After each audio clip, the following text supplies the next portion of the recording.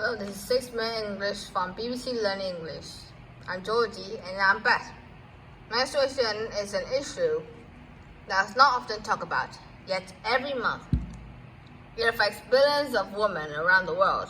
Menstruation, or periods, are a natural process that typically happen once a month.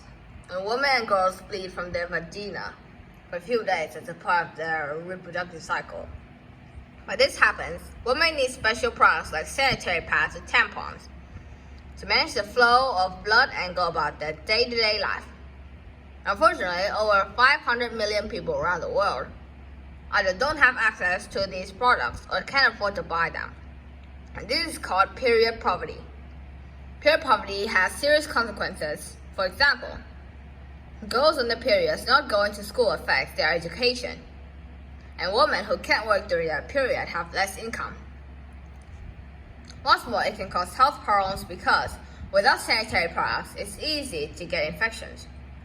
In this program, we'll be learning about one project, Fighting Period Poverty affecting thousands of women refugees, and of course, we'll be learning some useful new vocabulary as well.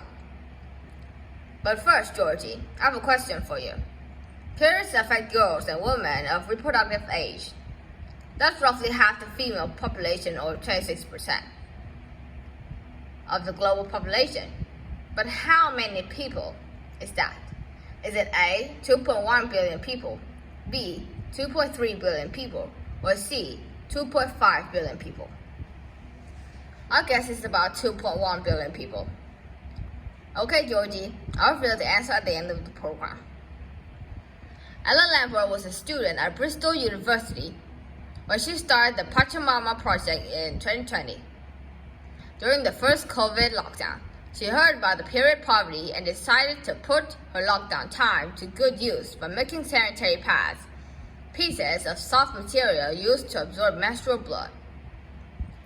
Here's Ella explaining how our project got started to BBC World Service program, People Fixing the World.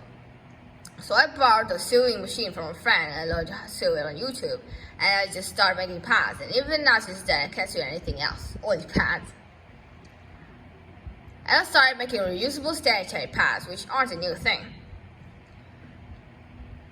They're made from absorbent fabrics such as fleece and cotton sheets, which means that they can be used over and over again after they are washed, unlike dissolvable pads.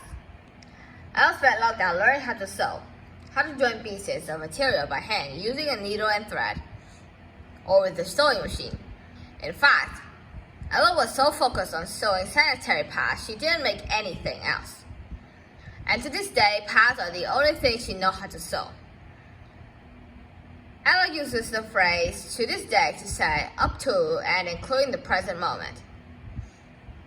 Sanitary pads aren't easy to make. The outer layer has to be soft because it touches the skin, but they also need to be absorbent, able to soak up liquids like blood and hold them. What's more, Ella designed her pads to be washed and used again. Unlike most sanitary pads bought in shops, which are disposable, designed to be thrown away after they have been used. As there were volunteers sewing reusable sanitary pads grew, and to date, the Pachamama project has donated tens of thousands of period products to refugees fleeing conflict in Syria, Turkey, and Lebanon, as well as women here in UK. Plus, the project is helping in other ways too.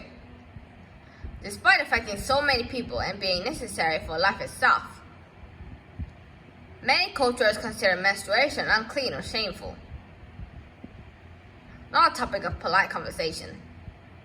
But Ella thinks her project is giving refugees the confidence to talk about periods, as she told BBC World Service People Fixing the World. I've seen such major change in such a short period of time, like the women originally were disturbing the past would barely even speak about it, and we had it behind the curtain, and now they chat away about the past with their male colleagues. Anyone that comes in a church shop. Before, most women refugees would barely talk about menstruation. They'll only just scarcely talk about it. But now they're happily chatting it away, passing the time talking to other women and even to male colleagues. I think it's time to reveal the answer to my question as a number.